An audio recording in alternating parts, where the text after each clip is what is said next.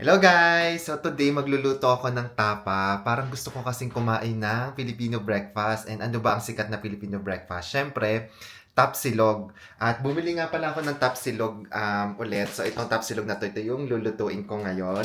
So simulan na natin! Ayan guys, ito na yung tapa. Pinirito ko lang siya sa mantika. Tapos, dapat babantayan natin itong pagluluto kasi kita nyo maninipis yung pagkakahiwa niya. Kaya mabilis lang yan maluluto. Pag iniwanan natin, baka masunog or mapatagal, hindi masarap kasi titigas siya. Yan. Yan, ito na ang ating tapa. Medyo luto na siya. So, kukunin na natin yan. So, ito guys, yung tapa, luto na siya. Ang next na gagawin ko ay yung, sinangag. Magsasangag ako ng kanin. Tapos, dito siya sa same na pan. Kasi may lasa to ng tapa eh. Sayang yung lasa. So, dito ko isasangag yung kanin. So, ayan guys, ang ating sinangag. May flavor yan ng tapa. Kasi kung ano yung pinaglutuan ko ng tapa, dyan ko din siya sinangag. Sayang kasi yung flavor eh. So, ayan. So, ito, nagluto na rin ako ng itlog kasi hindi kompleto ang tapsilog nang walang itlog, syempre. So, ayan. Sunny side up lang. So, guys, naisip ko parang masarap siyang partneran ng parang ensalada. Pero wala kasi akong mangga dito. So, ang meron lang ako ay meron akong kalahating cucumber at saka ng kamatis.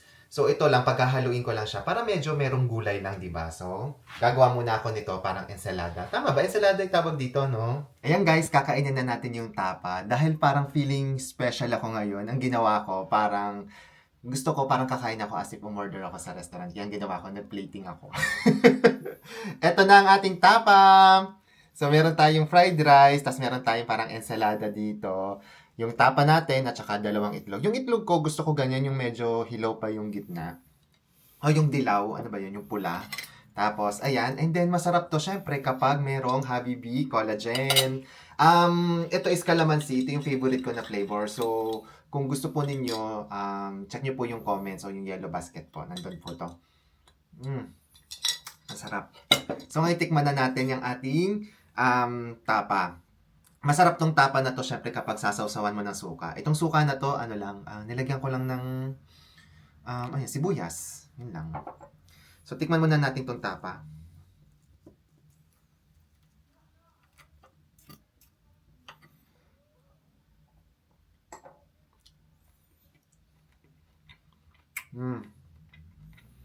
Sarap. Fairness, masarap.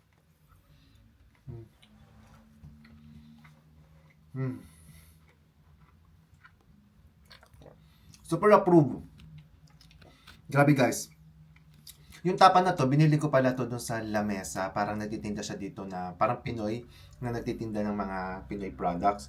Dito ko rin binili yung tocino, yung binila ko last time. Pero, yung nanay ko kasi, si mama, masarap magluto nitong tapa. Gumagawa talaga siya ng tapa. Tapos nag-message ako sa kanya. Sabi ko, turuan niya akong gumawa ng tapa.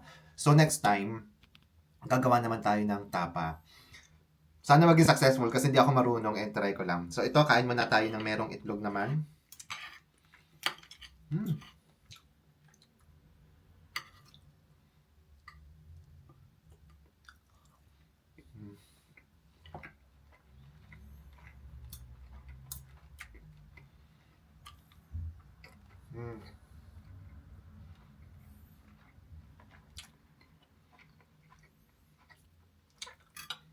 Grabe, super nakaka-happy yung food na to. And ang sarap niya, sobra. So guys, gayahin nyo din. Gawa na din kayo ng tapsilog. Alam ko na magugustuhan nyo nito kasi very Pinoy. Sobrang sarap. Thank you po sa pagsama sa akin ngayong vlog.